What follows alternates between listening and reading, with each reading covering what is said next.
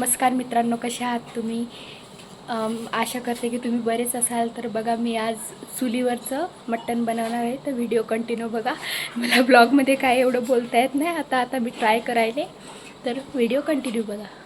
बघून चुल्यावर ठेवलं आहे, त्यामध्ये तेल टाकते.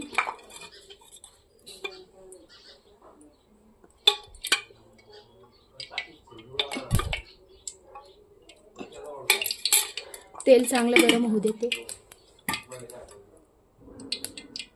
बघा, तेल चांगलं गरम झालेलं आहे. त्यामध्ये अद्रक लसूणचा पेस्ट टाकते.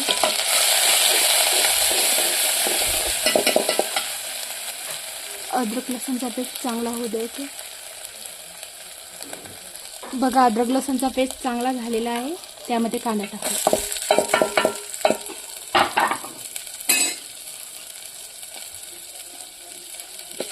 कांदा पण चांगला होऊ द्यायचा. कांदा झालेला आहे, त्यामध्ये मटण टाक.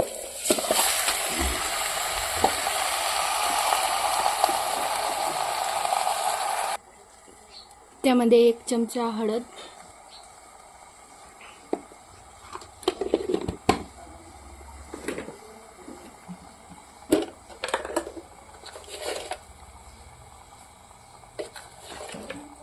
चवीपुरता मीठ,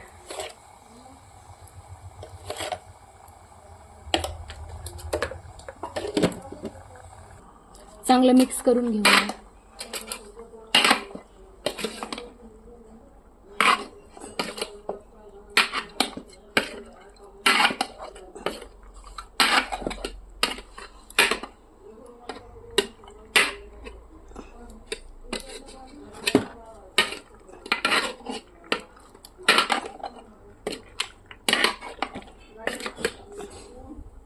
बघा, मटण आता चांगलं मिक्स करून घेतलं. आता थोड्या वेळ शिजू देऊया. छान असं मटण शिजलेलं आहे. तर आता भाजी बनवूया. तर सर्वात पहिले कढई ठेवली. आता त्यामध्ये तेल टाकते.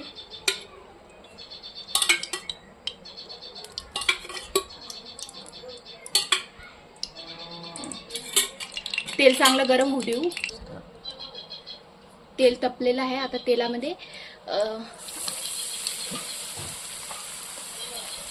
3 चमचे तिखट टाकलं.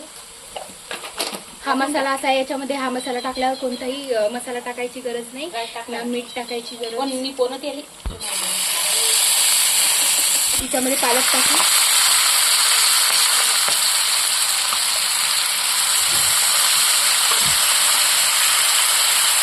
कारण की मी मटणामध्ये पालक टाकणार आहे, म्हणून पालक तेलामध्ये मसाला टाकला.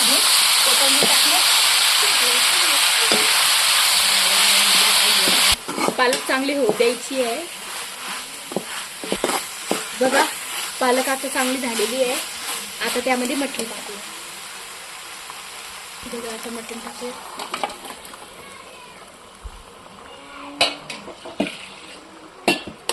आणि चांगलं मिक्स करूया.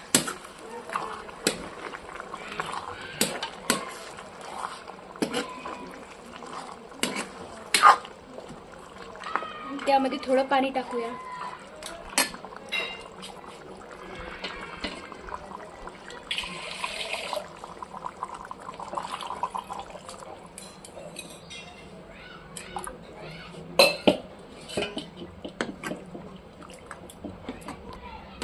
छानपणे आता याला होऊ देऊ.